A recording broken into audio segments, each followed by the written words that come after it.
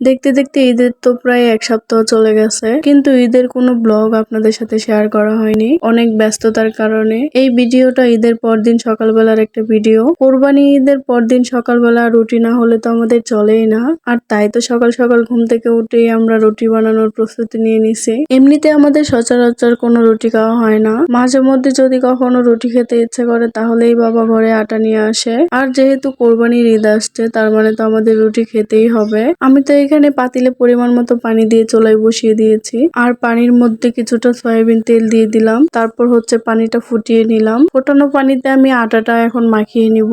আমাদের ঘরে সবাই গরম পানি দিয়ে রুটি বানিয়ে খেতেই বেশি পছন্দ করি। আমার মনে হয় তেল ছাড়া যদি রুটি খাওয়া হয় তাহলে গরম পানি দিয়ে গুলিয়ে নিলেই বেশি ভালো হয়। গরম পানি দিয়ে রুটি বানালে রুটিগুলো তুলতুলে হয়, খেতেও ভালো লাগে। তো আমার হচ্ছে আটা গোলানো শেষ, আমি পাতিলটা নামিয়ে নিলাম। এতগুলো আটা গোলানো দেখে তো আমার বোন ভয় পেয়ে গেছে। হয় বলতেছে কখন এই রুটিগুলো বানাবে আর কখনোই পাকঘর থেকে উঠবে। পিচ্চিটা একদমই কাজ করতে চায় না, সারাটা দিন অলসতায় দিন কাটায়। যদি বলি কাজ করার কথা তাহলে বলে তুমি তো আছো, তুমি সবকিছু করে নাও, বড় বোন থাকতে ছোট বোন কেন কাজ করবে। এই এক কথা বলেই আমাকে চুপ করিয়ে দেয়। আমার তো আর তারপর কিছু বলার থাকে না। আসলে সত্যি তো, বড় বোন থাকতে ছোট বোন কেন কাজ করবে, সব দায়িত্ব তো সব সময় বড় বোনেরই থাকে। কি বলেন আপনারা? তো আমার বোন হচ্ছে রুটি বানাচ্ছিল আর আমি হচ্ছে যে তরকারি গরম দিচ্ছিলাম। আর তরকারি গরম করা শেষ হয়ে গেলে এখন হচ্ছে রুটি খোলা দিয়ে নিচ্ছি। আমার ছোট বোন তো মাশাআল্লাহ গোল গোল করে অনেক সুন্দর রুটি বানাতে পারে, যেটা আমি একদমই পারি না। আর রুটিগুলো এত সুন্দরভাবে বানায় যে প্রত্যেকটা রুটি এভাবে ফুলে ওঠে। আপনারা চাইলে কিন্তু আমার ছোট বোনকে রুটি বানানোর জন্য হায়ার করে নিতে পারেন। তো এদিকে তো বাবা আর কাকার জন্য নাস্তা পাঠিয়ে দিচ্ছি মাকে দিয়ে। তারা দুই ভাই তো একসাথে বসে আছে নাস্তা খাওয়ার জন্য।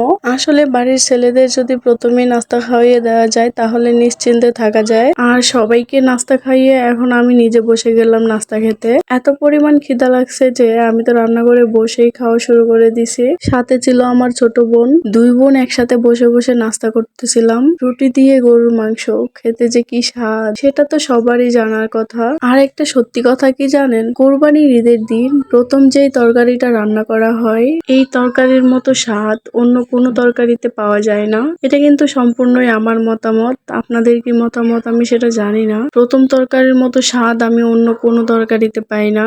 যাই হোক, আমি তো খেতে খেতে এখানে আমার ছোট বোনের সাথে রাগ দেখাচ্ছিলাম। কি একটা কথা নিয়ে যেন আমার খুব রাগ হয়ে গেছিল, তাই ওকে 2-4টে কথা শুনিয়ে দিছি। তো নাস্তা শেষ করে আমার ছোট বোন এখানে বসে গেছে তরকারি কাটার জন্য। এগুলো দিয়ে আমরা আজকে শুটকি রান্না করব।